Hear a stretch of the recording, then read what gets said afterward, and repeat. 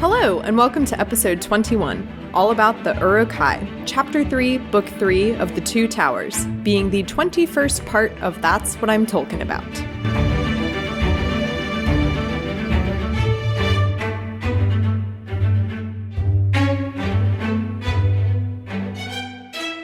Hello, my name is Mary Clay. If that's too complicated for you, just call me MC. And today I'm joined once again by Pixel. Welcome back. Hey, happy to be back. Yes, I totally dropped the ball for scheduling for this, and I was like, who can I contact that I know is going to be lovely and wonderful that will come on, hopefully with a little less notice than I would have cared to give. So I'm so glad that, and I knew you would because you're amazing. I love that you thought of me. I love being on. So yeah. It was more than enough time. This was a pretty short chapter. Yeah.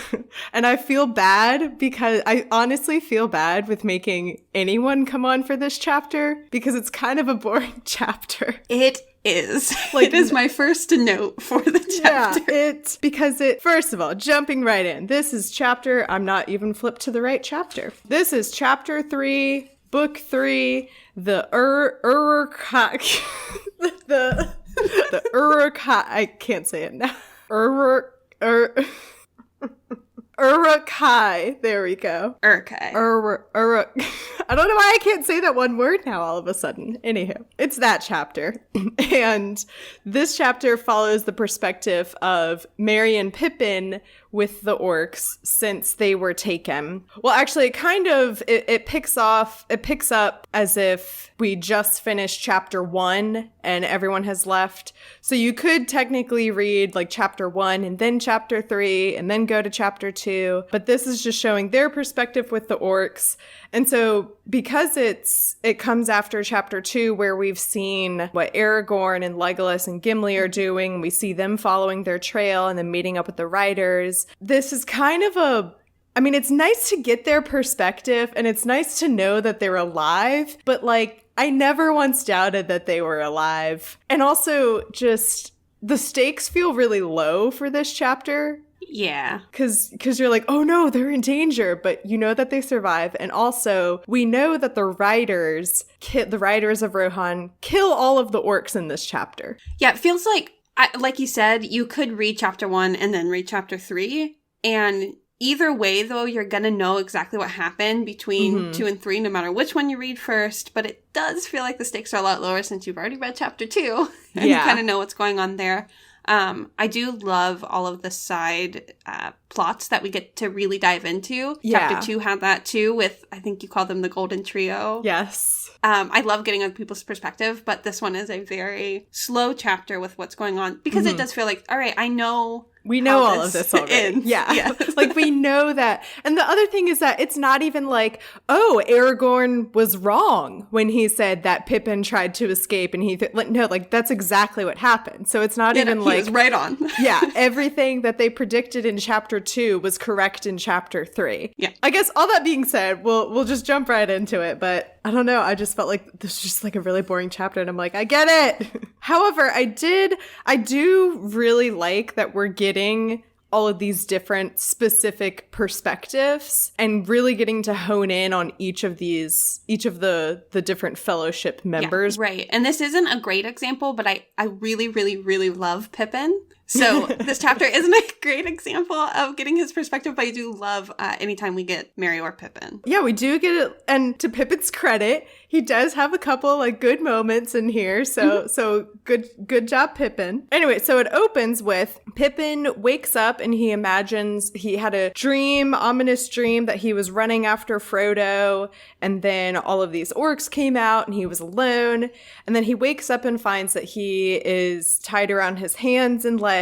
And they're in the forest and he's obviously in pain and uncomfortable, and there are all of these orcs around him. And then he slowly pieces together what happened. We get a little bit of perspective of what happened during that fight when at the end of Fellowship, it was when Frodo and Sam were talking about leaving and went off on their own. And then Aragorn was running around trying to get on the seat of whatever that place was called. Just being like, someone help me, please. And then Boromir was dying.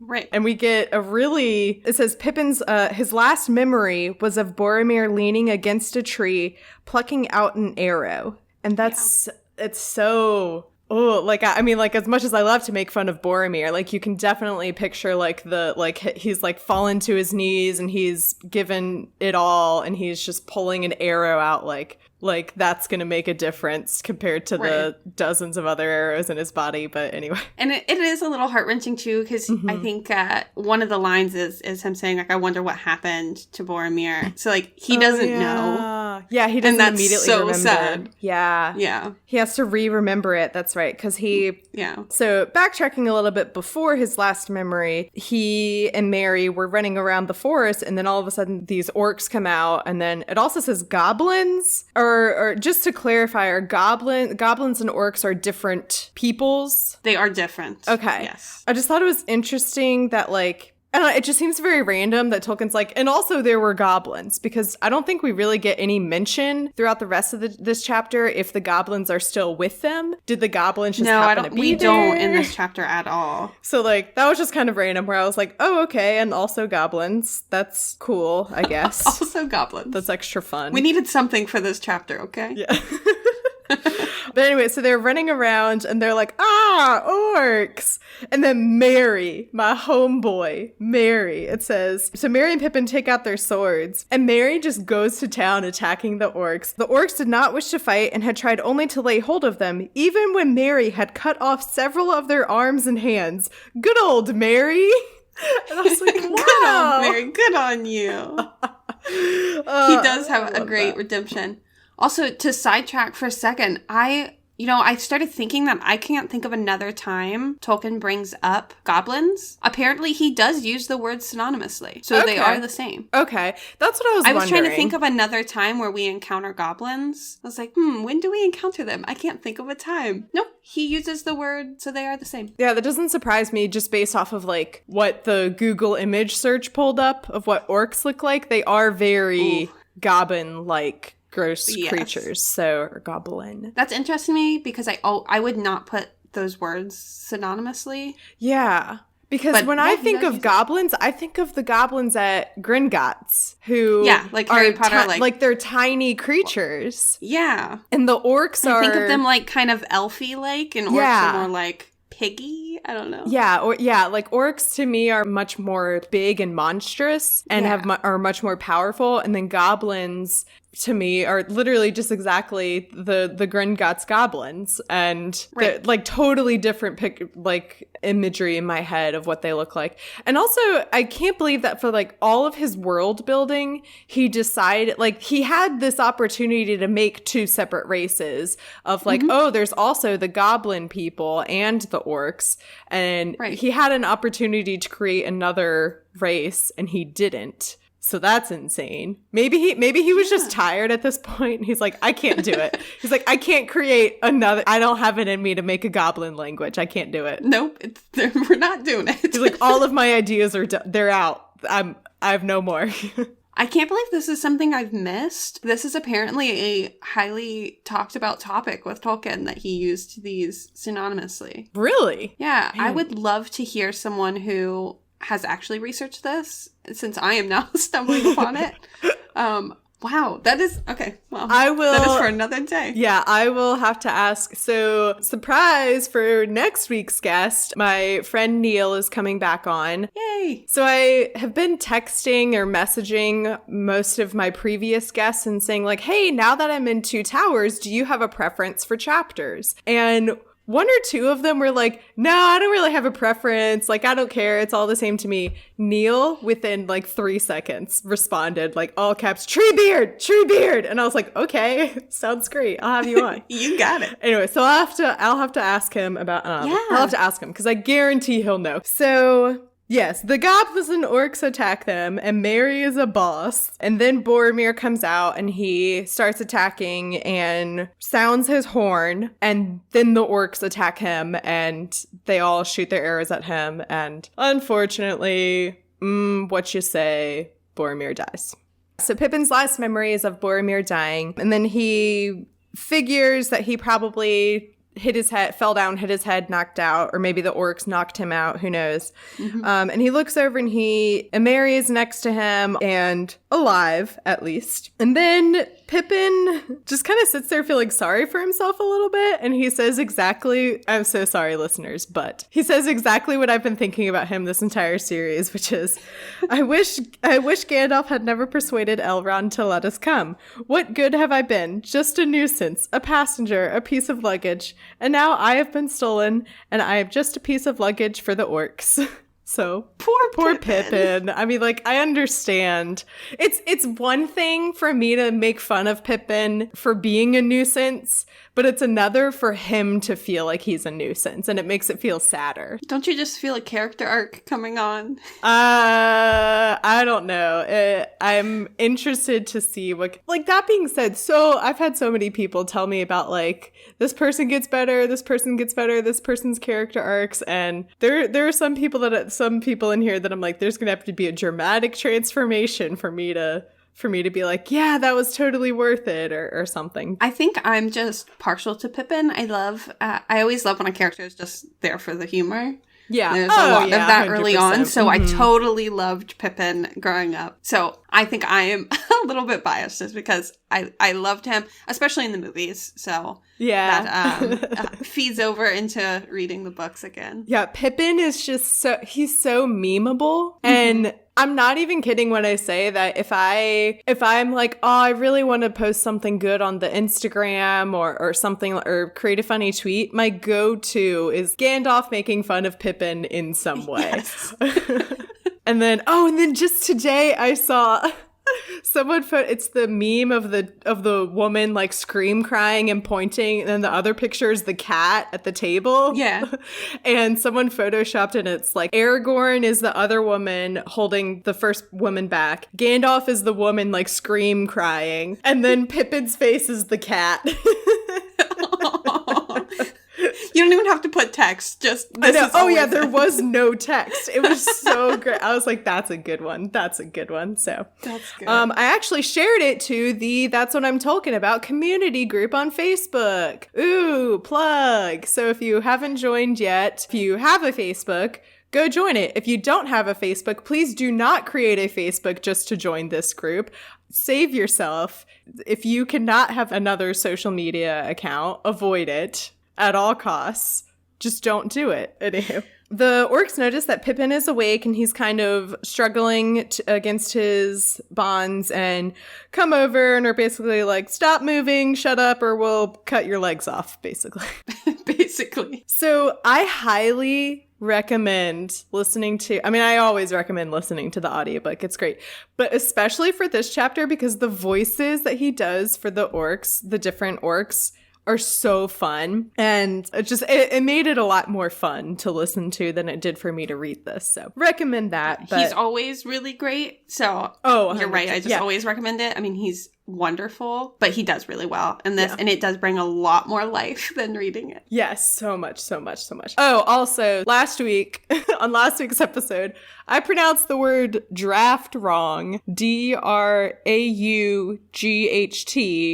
I pronounced it draught, and then Tyler texted me the next morning and was like, it's pronounced draft, right? And I was like, no, it's not. And then a very quick Google search proved me wrong, so apologies for that, listener. Whoops.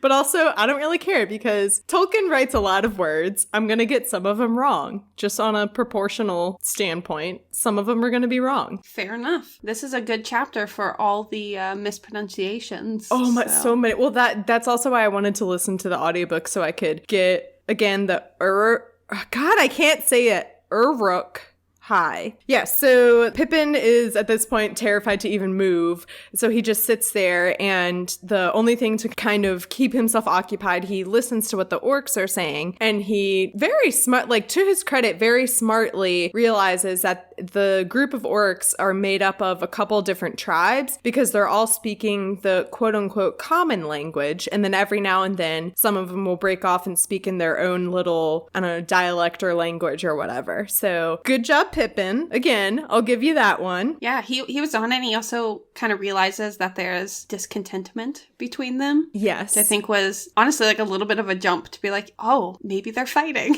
And also, like, I guess it would be kind of hard to figure out the difference between them just talking, because they, at least in the way that they sound in the audiobook, they all have like really gruff, low, snarly voices anyway. Right. It's, I guess Pippin's just, maybe he's just been sitting there for so long, he can tell the difference between them when they're talking normally and then when they start fighting. But two main points of contention in the group are some of them want to kill the hobbits and search them and like take whatever they have and then just be on their way. And some of them are like, no, those weren't our orders. We're not even supposed, like, we're not supposed to search them. We're not supposed to do anything. We're just supposed to take them. And then the other point of contention is, do they serve Sauron or Saruman? So then one of them very helpfully says, I am Ugluk. So that's helpful that now we have a name, because up until this point, it's been like the first orc said, and then the second orc, and then the snarly orc said. So it's nice that one of them is very conveniently like, I, Ugluk, say that we should do this. And it's like, thank you for naming yourself.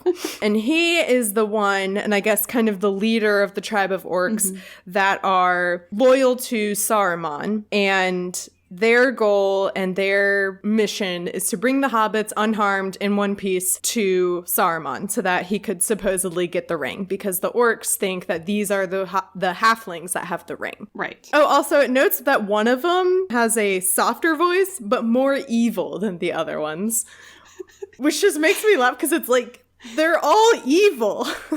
They all sound evil. Like, what constitutes more evil than the other ones? But whatever. The evil one says, is Saruman the master or the great eye? And he's the one that wants to take them, or at least kill them, and take what they think is the ring, or that they're hoping that they have the ring, and take that back to Sauron. And then there's a lot more fighting, and then one of them gets their head chopped off, as is the way with orcs.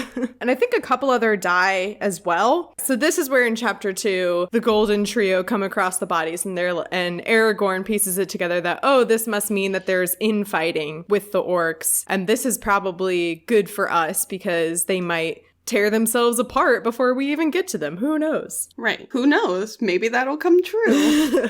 Also, just another part of this chapter is that because I know that the riders of Rohan kill all of the orcs, I don't care about any of these. I mean, like, it's not like I cared about them before, but knowing that either by the end of this chapter or very soon in the future, they would all be dead. I was like, I don't really care about learning who these different orcs are, or who they serve, or what. Like, it's nice to have the context of like, oh, the orcs are split between Sauron and Saruman. That could be helpful in the future if they end up turning Saruman back to their side, and then they could turn half the orcs over to their side. That's a bold prediction for the episode, I guess. But I don't really care too much about what happens to any of them. Yeah, I think it's hard to be invested when you know the outcome. Yeah, that's it. Especially when you know the outcome is that they don't matter anymore. Exactly. And also just the fact that like I didn't really care about them from the beginning, because what you care about is Merry and Pippin, and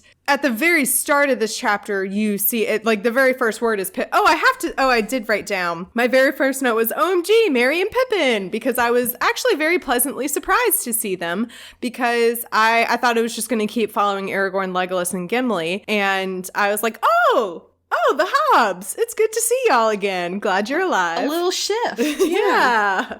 So that was just a fun little surprise. But yeah, like, you know immediately that they're alive. And then, yeah, your like level of, I don't know, anxiety or worry goes down, because you're like, they're alive. Who cares? Right. And then it's a lot of, I mean, it's really pertinent information and it is good to know, but it is hard to want to digest it. Yes. Just like everything that's going on. I mean, great background knowledge, great to know. Yeah, exactly. However. Yes, that's exactly it's a lot. Yeah, that's exactly because it. it feels like a lot happens and nothing happens because you already knew it was going to be that way. Yeah, like you did. But like there this, was a lot of information. Mm-hmm. This side of the story, if like, let's say like chapter 2 is, I don't know, chapter 2A, and then this is like chapter 2B. The first part had no action at all. It was just them running.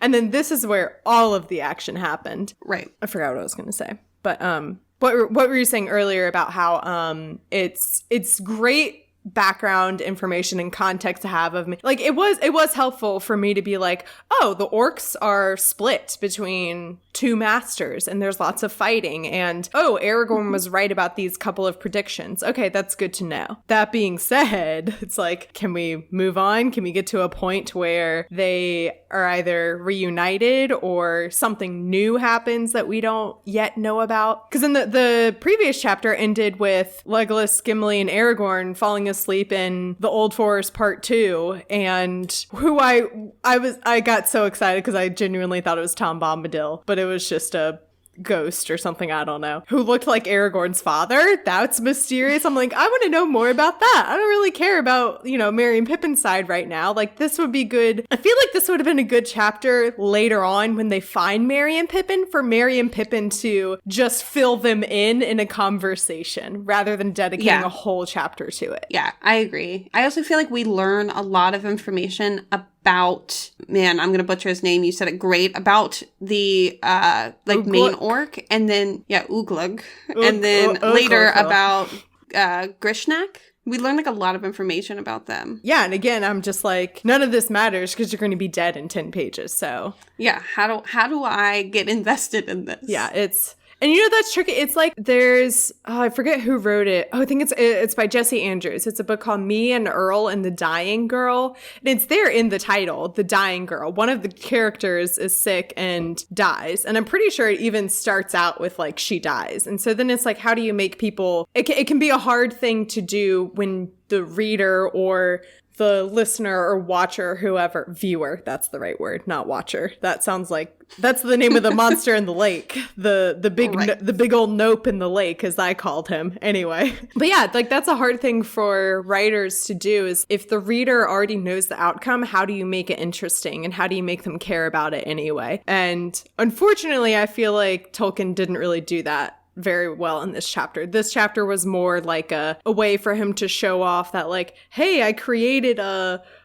these different tribes of orcs. Isn't that fun? Isn't that neat? Yeah, I think that's a really, really good point though, is that it's about world building. Mm-hmm. And that isn't always exciting. But, I bet he had a heck of a time writing this. Oh, and just so excited about building this out. Yes. Also, I just looking back over the conversation that the orcs had, I'm going to try and do some of the voices that Phil Dragish had. I'm here for it. And I'm going to get y'all excited for it. So then you'll be like, wow, Mary Clay, that was awful. But I bet Phil Dragish did it so much better. And I'll put a link in the description for where you can find the audio book. But yeah, one of them is like, then you can wish again. I am Ugluk. I command. I return to Isengard by the short road. Is Saruman the master or the Great Eye? Said the evil voice. We should go back at once to Lugbert's. What if I was like almost, I guess Phil Dragish is British. You should have spoken more than enough, Ugluk. I wonder how they would like it in Lugbert's. Just like that. Just imagine that, but better. I love the last voice so much. It was like a weird 13th century peasant voice almost. It is. I almost see it as like the bully. Like, like you have like the main bully and then you always have his like sluggish kind of sidekick. Yeah. That's how I imagine that voice. Yeah, exactly. Like basically the orcs are like a race of crab and goyles. Yeah. You did really good though. Thank you. Thank you.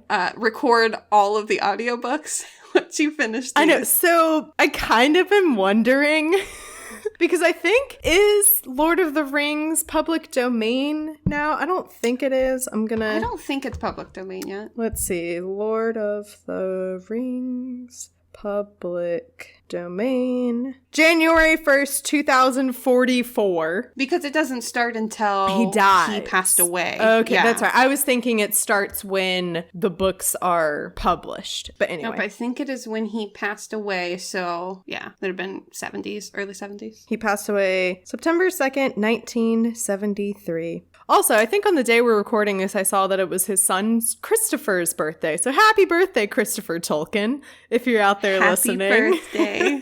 I know you're listening. If you're listening, shoot me a message. Come on the show. I promise I won't make fun of your father. He's a great man. I was going to say, if it was public domain, maybe that's what I could do after the podcast. I just do my own recording of the audiobooks. I love it. I think everyone listening should tweet at his son to try to get him on the podcast. Oh, now. God. Oh, geez. I mean, if you guys want to, I'm not going to request that because I think I would be mortified if he was actually, because I feel like it would be the opposite effect where he would reach out and be like, hey, so you're actually making a mockery of my father's life's works. Can you kindly stop? And I'll be like, I promise I'm not. Did you listen to the chapter where I talk about how great the elves are, or the episode? I love the elves. Listen to that episode. You do not make fun of it at all. I think you are honoring it in such a great, I don't know. I literally fun just way. posted a meme of Stefan from SNL going, this chapter has everything. Cartography, horses. It's so good. Though, really, like, I'm getting back into it. When you started the podcast, I was like, oh, well, obviously I'm going to have to start reading these again, or listening to these. I'm going through it now. Yay! And the whole community of people doing it. So I feel like it's bringing a love back. Oh, good. That's good for me to hear. I'm glad I'm not doing the opposite where I'm ruining it for you. You're ruining it. So anywho. Oh, that's right. So in this fight where some of the orcs die, one of them falls over on Pippin, which I feel like would just immediately crush him and he would die, but okay, because the hobbits are so little. But one of them falls down and their knife or blade or whatever lands close enough to Pippin's hands that he is able to cut the rope, and then he kind of wraps it back around his hands and loosely ties it so he could escape. He could like untie himself again if he needed to, but it still looks like he's tied. So smart thinking Pippin again. Pippin's like scoreboard is slowly going up. He's finally getting some wins. I felt like it was a little, I don't know, anticlimactic. You know, we get like that image that you mentioned earlier where Mary was just like cutting orcs' arms off. Oh, and yeah. Instead of having like a heroic escape, it was like happenstance. Yeah. The sword fell. Oh, yeah. Yeah, he just, I mean, like, honestly, the hobbits are just, these two in particular, they're so lucky that they have not The died. luckiest. It is so, like, by the purest stroke of luck that none of them have died. And I talked about this early, I think like very early on in Fellowship. Actually, it might have been the first chapter that you were on the podcast for, when they're walking and then the riders come and then all of a sudden elves just pop up out of nowhere and basically like they show up and the black riders run away or something because the elves show up, and it's like, that's so lucky. Like, what a stroke of luck. That was the chapter I was on, and that's exactly how it is. Like, all of a sudden, they would have been totally borked at that point, but the elves showed up.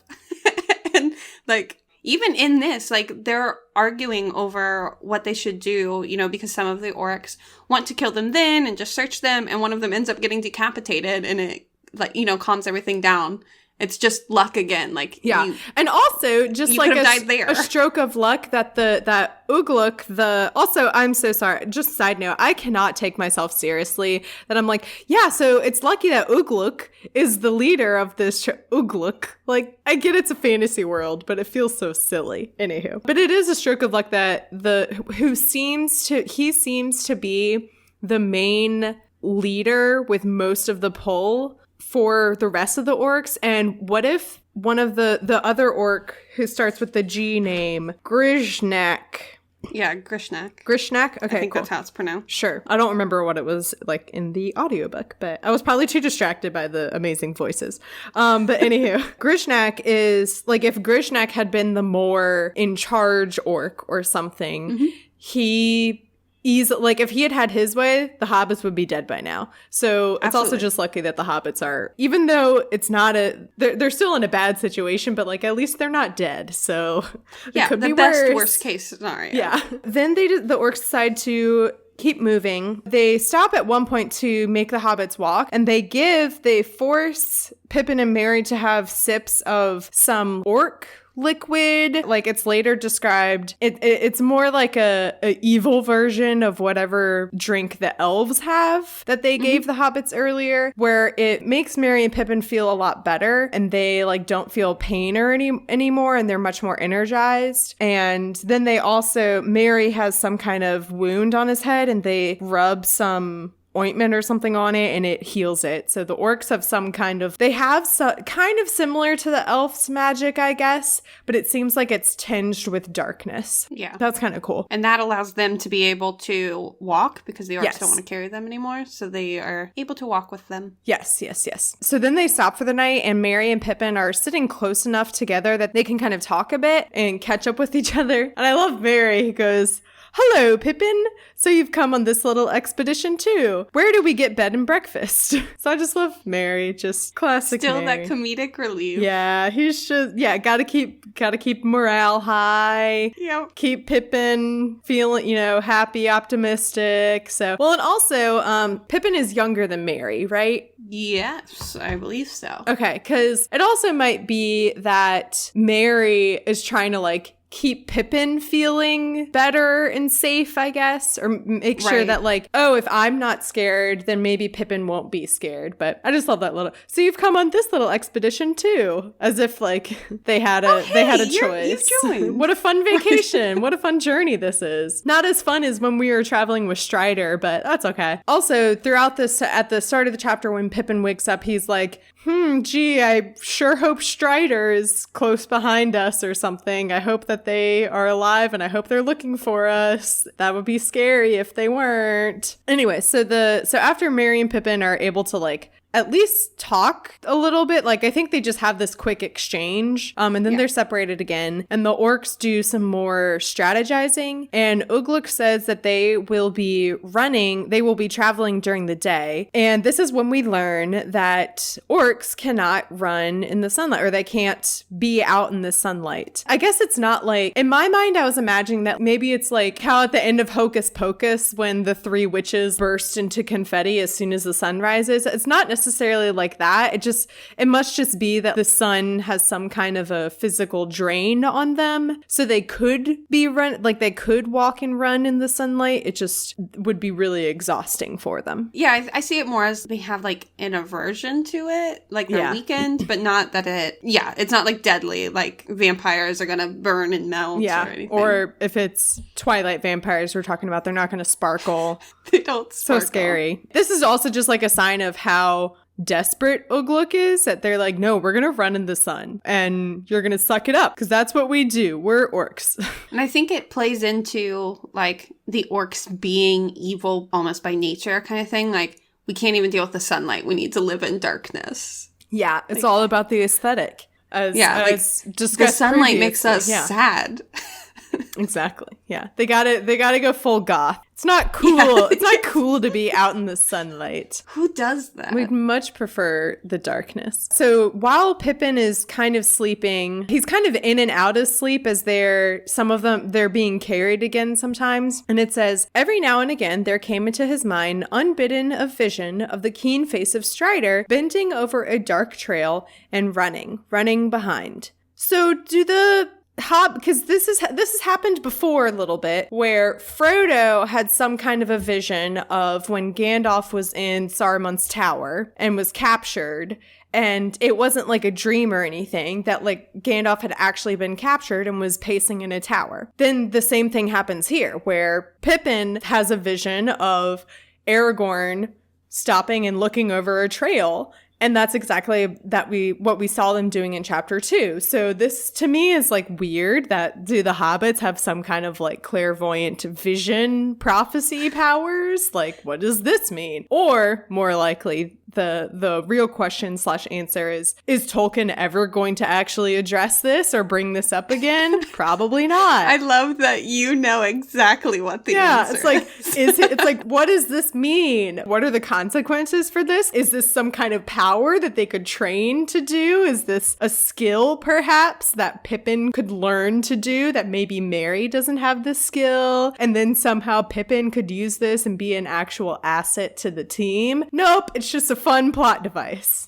Yeah. And honestly, not even a plot device, because when Frodo has the vision of Gandalf, it's not like in Order of the Phoenix when Harry is like, I saw Sirius and he's in the Department of Mysteries, we have to go. And that's the catalyst to get them to the Department of Mystery. When they get these, like, nothing happens. It's just like a little bit of fun. With Frodo, it was foreshadowing, but with this, it's not even foreshadowing. It's backshadowing. I don't know what that is, but like, it's already happened. We know it happened. It's not a cool, fun plot device anymore. Yeah, I also think it's a lot about like Pippin's character, where he's just really hopeful and like immature, like childish in a way, but he like has this hope, especially when it comes to Strider. So I think it's more of a like, this is what I hope is happening, but we already know what's going on. Yeah. But I don't think he is clairvoyant. Yeah. Oh, I mean, like, I don't think they are either. But I was like, is this something that like runs deep in the Hobbit blood? And for some hobbits, it pops up every now and then. Like, I don't know. Like, oh, random hobbits. But yeah, it does seem weird. Like he has some kind of sixth sense, but I don't think that's the case. Though I will say, like I said in the first episode I did, please come at me, correct me when I say something wrong, audience. Please do. But no, I don't think that's ever like addressed. That is not a plot device that you will need to remember. Great. And that's also kind of just like, I know we've talked a lot about how we're not too concerned about what happens with the orcs because we already know, but that's like another thing that I felt going into this is that I've kind of gotten into a rhythm of like how Tolkien's writing works and and for this chapter with some of what the orcs were saying and when he was naming some of them, I was automatically like, I'm sure this doesn't matter in the long run, and that like Ogluk, it's not like his father is gonna come back in chapter 10 of Return of the King for some dramatic vengeance thing. Like, I doubt any of this is going to be brought up again. Maybe just the important backstory context that we talked about before, how the orcs are split between Sauron and Saruman, and like, that's it. So yeah, I mean, I think that's really important to know, and you get that world building and a little bit of, I don't know, insight into kind of how that world works. But I love that you are just picking up on how Tolkien writes. I'm like, and like this doesn't matter. And one of these days, that's going to come back to bite me in the butt. And I'm going to be like, this little amulet thing that they found in the woods doesn't matter. It's just some random thing. And then it's going to be like in the last chapter of the last book, and it's the secret to destroying Sauron. Oh, side note, in our group text message at one point, Sauron autocorrected to Sharon, and I think that's hilarious. Of all of the, can I speak to the manager, like white mom names, it's Sharon, and now I just want to call Sauron Sharon, so. I love it. Yeah, he's such a Sharon, gosh. Once you see Sauron, I want you to just make that a meme. Like, can I speak to the manager, please? I don't know, I feel like Sharon is more of an intense soccer mom than a can I speak to the manager kind of a mom. Yeah. Who knows? That's more of a Karen. Sorry to all the Sharons and Karens out there. You all are perfect. Yeah.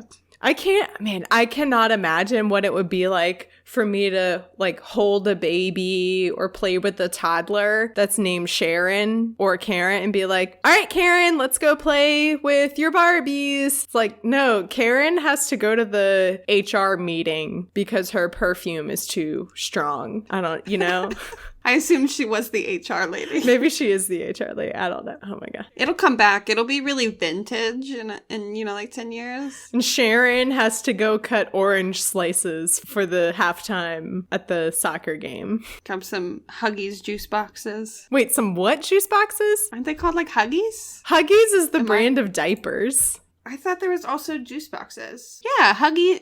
What? Well, okay, they're called Hugs.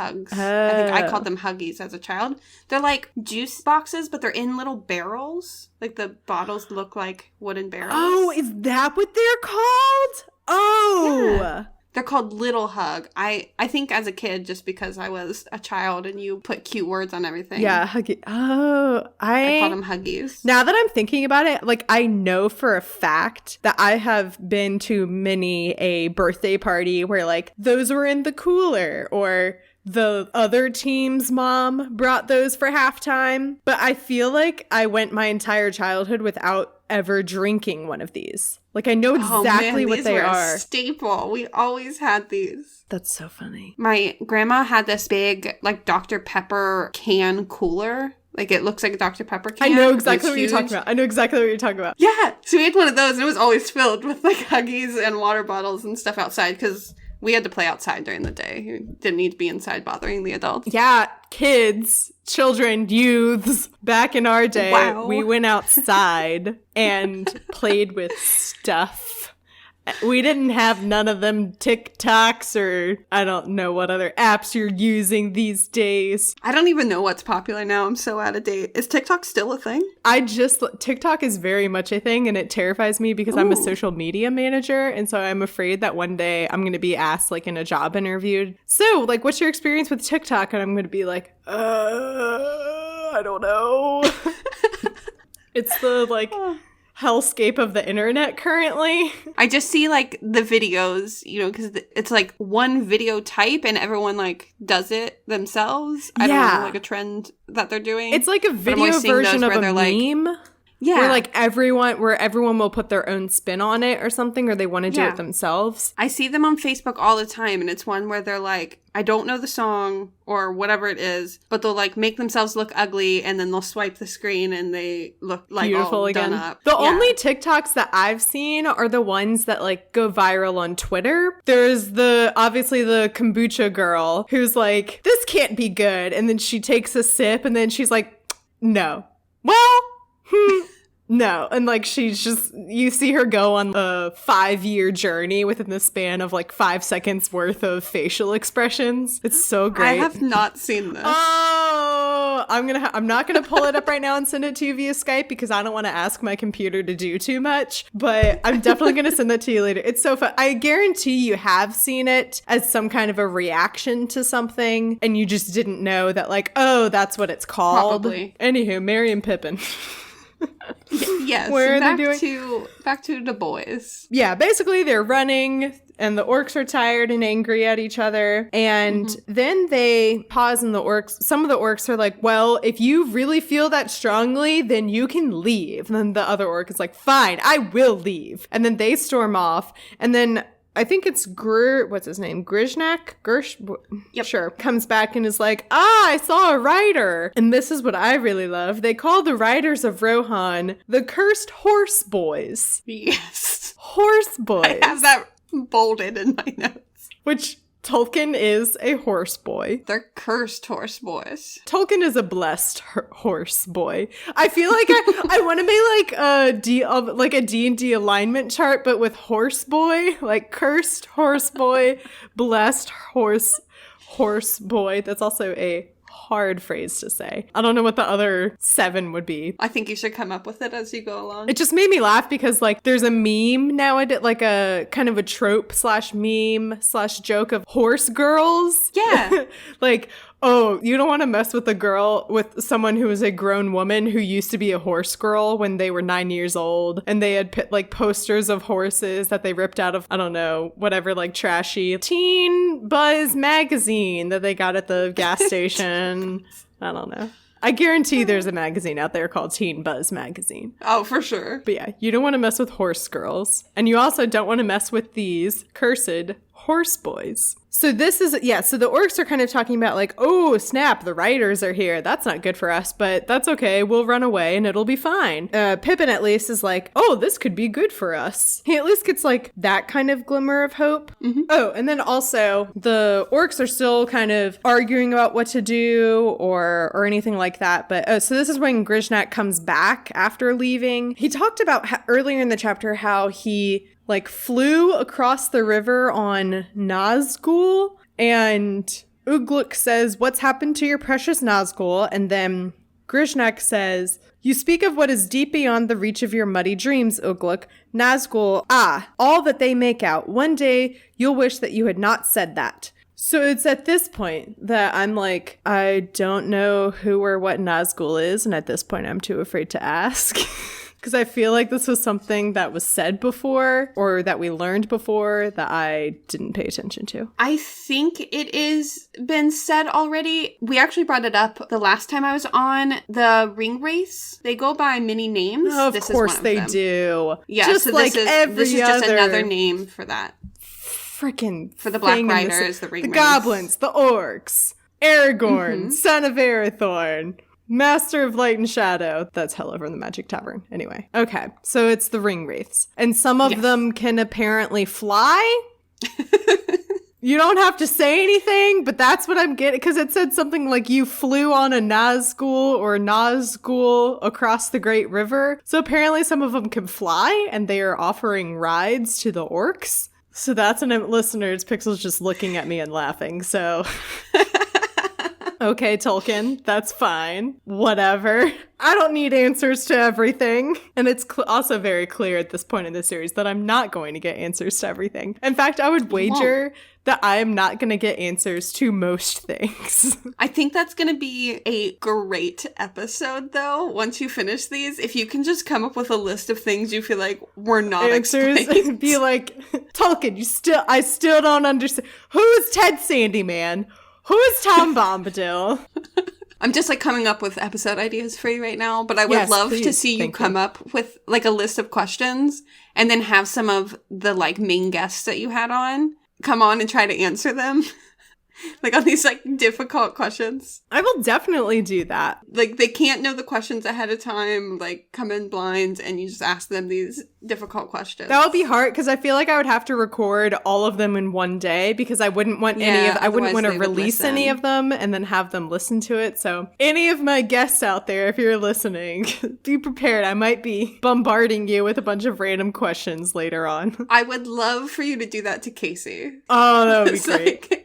I'm sure he's... Rapid fire Lord of the Rings question. Honestly, though, I feel like it would be the opposite of what works, where it would be like, oh, it's this fun, silly thing. And then I feel like Casey would come in and give, like, actual legitimate answers. Like, here's actually exactly what happened. Like, this is actually what happened. And I would be like, Casey, how dare you know things? Dang it. I want everyone to come on and just make something up off the top of their head. Yes, exactly. That's that. Fake answers. No studying, no preparation at all. Yes. Just come in blind. Yeah, so that was my last note that I wrote down because I, TBH, was getting really sleepy. So the writers my understanding of it, or I guess impression, is that the writers of Rohan are kind of starting to surround the orcs and close in on them. And Merry and Pippin eventually, they make an escape, which is the Isengarders, which is how or Isengard. Is it Isengard or Isengard? I think it's Isengard. Isengard. So the White Riders are a different chapter coming up, I think. There are too many riders. Can we just start walking places? Can it be the White Walkers? Wait, that's a thing of Game of Thrones, isn't it? That's Game of Thrones. I didn't even watch Game of Thrones. Okay, everything. There is no original content anymore at all. The end. Merry and Pippin kind of make their escape. I almost said muscape because I was reading the word maggots, which just made me think of Matilda and how Trunchbull calls all of the children maggots. Maggots. And Merry and Pippin run away, and Pippin is obviously, they're very happy to get away. And is this one? Let me see. I think we skipped over. Sorry, I'm because I might have gotten ahead of myself. Because at one point, another thing that I should say is Merry and Pippin are at one point. Pippin thinks that everything just kind of started blending together because it's all awful. I'm like, sorry, boys, but it's understandable. And also just kind of a meta thing of like, it's all blending together, where like this chapter has been blending together, much like the previous chapter of like the orcs would run and then they'd stop for a break and then they would all fight and then like a couple of them would get killed and then they would start running again. And it's just kind of that repeating for a whole chapter. We skipped past, you were talking about what were we talking about? The writers were kind of surrounding them. So the orcs were getting surrounded and I think a little bit of a not a little bit, a battle is about to take place, and Merry and Pippin are excited because they think this could be good for them. Yes. Being able to make an escape. Uruk tells a couple of the other orcs to keep watch and not to let anyone hurt Merry or Pippin while they're fighting. That's right. And the orcs are... So I highlighted the line... He wished now that he had learned more in Rivendell and looked more at maps and things. So this was the point where I was like, oh, they're off on their own now. And this is when Pippin is like, I don't know where we are. But yeah, they're still with the orcs. That's right. Thank you. This is, yeah, Pippin says he wished now he had learned more in Rivendell and looked more at maps and things. And I just like this little callback because it's like the chapter after they leave Rivendell in Fellowship where I think it was Pippin. I mean, it probably was Pippin. Someone's like, where are we? And Gandalf is like, didn't you look at literally any maps while we were in Rivendell for like 6 months? Like it would have been helpful. And did you not look at any maps? And he's like, I mean, you knew what we were doing. So, I mean, I looked at them, but I didn't memorize them. Which is like, okay, well then what was the point of looking at them if you're not gonna like? It's you're a not very gonna be able to take them thing. Oh my god. I also like the note that it says all he could remember about Rohan was that Gandalf's horse Shadowfax had come from that land. Just kind of like, once again, Tolkien putting a horse fact in wherever he can. Gotta get that horse boy. Oh, that's right. I completely forgot about this part. So it's Grishnak's crew that is watching the hobbits currently. Mm-hmm. And Grishnak goes to search the hobbits. And this is when Pippin is like, oh, they think we have the ring. And Pippin creeps Grishnak out and goes like, nothing, my precious, and like acts like Gollum. Even though, like, would he have even known much about Gollum? Because I guess maybe Frodo told them. Gandalf, as far as we know, only told that intense story about Gollum's backstory to Frodo. But anyway, yeah, so Pippin like freaks Grishnak out and is like, yes, my precious, and tricks them into thinking that we have the ring. Merry is like, so what do you want for the ring? What can we trade you for? Basically, they're like,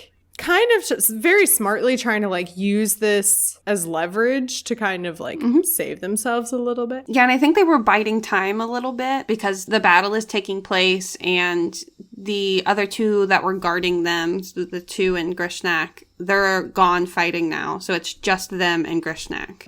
And then they ask if they're trying to get him to untie them is one of the things that they're trying to like bargain for with the non-existent ring that they have. And then the riders come in kind of up on the hill, I guess, and start shooting at the orcs and I guess Grishnak or whoever else is left at this point. Grishnak flings himself and the hobbits down to the ground, I guess to save the hobbits as well, which I think is interesting because Grishnak was one of the ones who was like, let's kill them. And now he's like, maybe not. I think he realizes they actually have the ring and it's important now. Yeah. Oh, at least or he thinks. He thinks they have the ring. Yeah. Yes. So Merry and Pippin lie down and they play dead and they're able to hide because of their cloaks. Oh, which reminds me, shoot, we went past it, but at some point, Pippin tries to escape from the orcs. He takes his brooch off and flings it for Aragorn and Legolas and Gimli to later find. And it's a really cute moment, too. I can't believe we forgot that. So it's when they're traveling and they make them drink the liquid. So he, like, stumbles behind and he drops the brooch. And he even has a moment where he's like, I wonder why I'm even doing this. It's going to lay here for the rest of time. So that's also important that, like, once again, what Aragorn predicted was correct. Which kind of takes the fun out of it. Oh, no. Connection lost. Why are there always problems?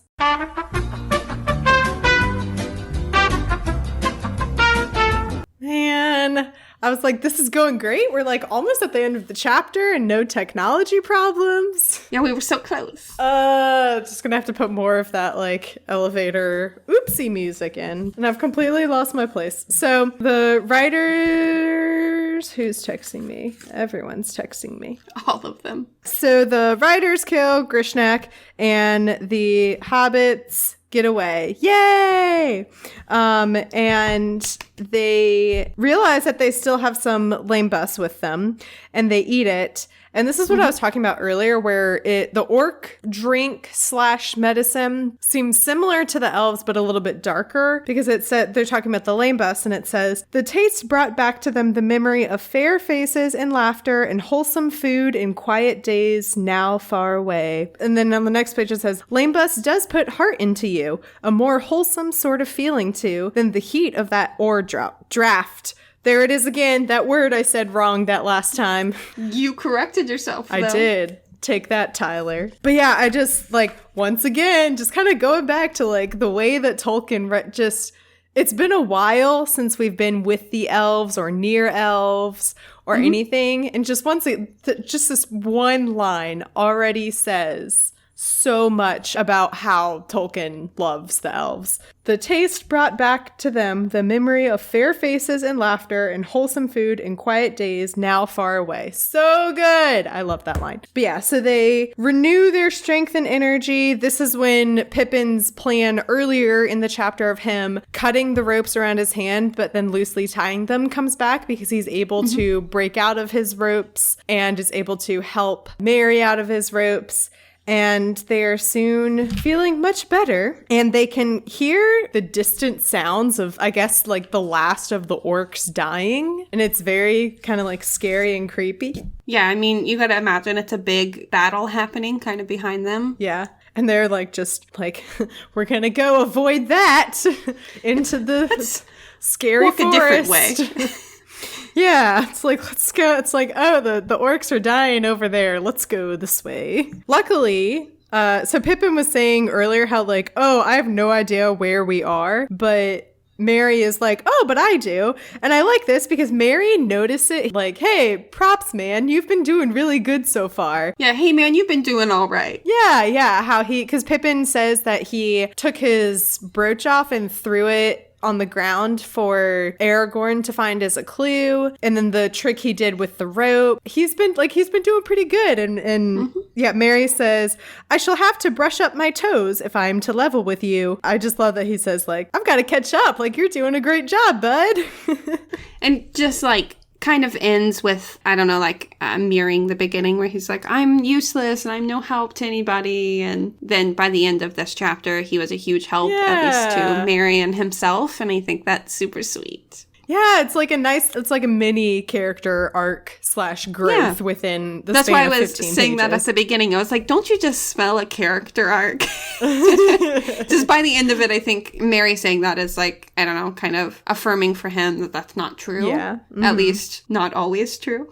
Yeah. Yeah, Merry then like does like a self-brag and he's like, I know where we are. We're going, the Intwash is over here and the Misty Mountains are there and this is the Fangorn Forest. And we know that the Fangorn Forest, Fangorn, is that how you say it? Yeah, I think it's Fangorn. Okay, cool. And we know that's where Legolas, Gimli, and Aragorn ended up at the end of the previous chapter. So it's kind of like, oh, they're about to run into each other. Yay! They're about to find each other. And I was kind of wondering for a second, I was like, wait, so at the end of chapter 2, the trio thought that they saw a man standing in the woods. And I was like, is there some way that like somehow that man was actually Pippin? And that's what like it turned out to be. And I was like, no, I don't think so, because it would have been they would have seen two visions or something. But anyway, and it would have been more hobbity. Yeah, it would have been a lot shorter probably, and a lot less ominous looking, I suppose. And Pippin notes that like, hey, I haven't exactly heard great things about this forest. Should we not go? And Merry's like, I mean, we can go here or we can go back to where the orcs are being killed. And Pippin's like, all right, let's go this way. Fangorn Forest it is. Woo! Time to have fun. And it just kind of, the rest of the chapter, it just kind of ends with them walking off. And they're hearing the orcs behind them, and they're hearing the fight with the riders. And they believe that they hear Ugluk, they hear his yells and cries. And it sounds like he's either approaching them or near them or something. And they're like, well, I don't want to be here when he gets to us, so let's get going. And then it notes that when Ugluk was taken over and brought to bay at the very edge of Fangorn, there he was slain at last by Eomer, the third marshal of the Mark, who dismounted and fought him sword to sword. And then I love the last of... So the last two paragraphs are kind of like omniscient. I don't know how to say that word either. Omniscient. There we go. Where it's like a third person point of view overlooking the bodies and the wreckage and the carnage. And it's kind of like, ooh, creepy. And the last word is, the smoke of the burning rose high to heaven and was seen by many watchful eyes. Ooh, spooky. Bum, bum, bum. Yep. That was a lot was accomplished in this chapter because we started out with Merry and Pippin in captivity by with the orcs. A bunch of orcs. A ton of orcs, and then now they are free and there are no orcs. So I'd say mission accomplished, Peregrine Took. I feel like a lot happened for that. Yeah. I like that we got Pippin's perspective from this as opposed to Merry's, because it might not have been, I don't think it would have been as earned an ending of this chapter if it had been from Merry's perspective, because Merry's a fairly competent hobbit and has been somewhat helpful throughout the trip. So it definitely is a lot more meaningful to see it from Pippin's perspective and to see him thinking of these little things of like, oh, I'll cut this rope. And, oh, let me throw this brooch away as a clue. I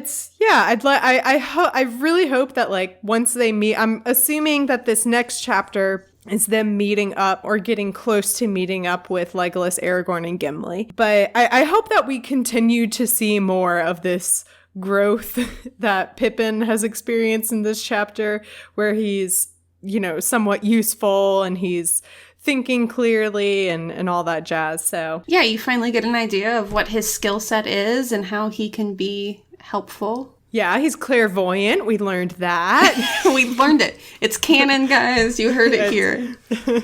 I mean, Pippin, Peregrine Took and Sybil Trelawney are basically the same person, right? Yeah, I mean, I think we can wrap them up into the same character. They have about the same amount of usefulness. So, just kidding. I love Trelawney. She's great. I love them both. But yeah, I'm trying to think of, I feel like there was something else I was going to say. Oh, just that. I also kind of hope that they don't all meet up in chapter 4, because that seems like very soon for like the big problem at the end of Fellowship / beginning of Two Towers is that everyone is split up. Oh no, the orcs took Merry and Pippin, and the orcs taking Merry and Pippin are the reason why Aragorn, Legolas, and Gimli don't go after Frodo and Sam. So it feels very much like Tolkien almost created this problem just to be like dramatic or create tension. And then I hope that it's not solved too quickly. Yeah. And that there's a little bit more struggle to get to the point where it's like, okay, this feels like it was a worthwhile reason for them to not go after Frodo and Sam. Yeah, I agree. I think there is a lot of buildup there. I absolutely understand why Neil wanted to do the next chapter, it's Treebeard. You're gonna love it. Without any spoilers, it's like finally back into the book, I feel like. The first couple of chapters. Well, actually, chapter 1 is like a big deal. Mm-hmm. And then 2 and 3 is kind of like, all right, we're setting everything back running, up. Yeah. But the next chapter, you're back in the swing of things. Okay, awesome. Yeah, a lot of people have kind of hyped up the next chapter, Treebeard, and I'm very excited. I'm approaching it almost with the same kind of curiosity, I guess, as I did with the Tom Bombadil chapters of like, I've heard about this character or whoever is popping up in the next thing. I've heard about this area of the book and its legacy precedes it. So I'm excited to see what that's all about. Yeah, I'm excited to hear. I love Neil's episodes, so he's gonna rock this. And I saw you posted in the Bacon and Eggs Discord. Yeah. People were really excited about Neil in their reviews. I know, yeah. So there was a very lovely review someone left, and they specifically asked for Neil and Valerie and Casey. So shout out to those 3. But also just all of my wonderful guests who come in with this really great knowledge. And and background information about the world and about Tolkien, and are able to provide this like extra little nuggets of information that might not be necessary to the story, but are just kind of like interesting to know. That's also not to say that like I also definitely enjoy episodes when I'm with people who don't know as much, because I feel like, okay, I can say stupid things and not worry about it. Not worry about making a fool of myself. For the audience, it's kind of nice. It's a different perspective every time for new listeners and for people who have, enjoyed Lord of the Rings for many years. Yes, yeah. Well, now that we're at the end of this episode, since we were literally so close to making it without any time, we better wrap up before I jinx us again. So Anywho, close. What would you like to share or plug for the audience? Yeah, you can find me on the Bacon and Eggs Discord. I am always around, or you can follow me on Instagram or Twitter at SonnyPixels. That's SONNY Pixels. And I am on the Facebook community group that we've kind of already plugged. Yeah. I would love to chat about this episode there, so definitely give it a like, follow over there, and hang out with us. Yes, come hang out with us. That's What I'm Talking About is proudly a member of the Bacon and Eggs Network. You can learn more about that by going to baconandeggs.media. The cover art is by Vaishon Brandon. Go support him on Instagram at graphite.vmb. He's been doing these really amazing graphic art interpretations of memes, and I am here for it. He did the woman yelling at the cat meme, and I'm like, I want this framed. Like, I want to buy these pieces and frame them and put them up in my apartment. Because it's so fun. Anywho, what's the next thing that I said? Follow the podcast on Twitter and Instagram at TalkingAboutPod. I'm on Twitter at MCWatt416 and Instagram at MCTurnDownForWatt. The Facebook group, yes, join that. You can search for That's What I'm Talking About. If you need more specific terminology, I guess, to search for, there's also a Dash community group is the next part of that, but hopefully just searching for That's What I'm Talking About should bring that up. But also links to all of this will be in the episode description. And then finally, some non-updates a little bit about the Patreon news. It's definitely coming and in the works. Tyler, Ethan, and I are just really great at getting off topic whenever we try and talk about the Patreon and what the tiers and the perks are going to be. And we'll talk about it for 5 minutes. And a minute later, I'll be like, did I ever tell you guys about the time my friends glitter bombed my car in 11th grade? And then all conversation has stopped. So the Patreon is coming. Hopefully I will just shut up and let Tyler and Ethan actually focus and do their thing. But stay tuned for more information about that coming up soon. Do you have any parting words for our audience? Nope, I can't wait to hear the next one. Yeah, I can't wait to, because I haven't even read it yet, so who knows? And that's what I'm talking about.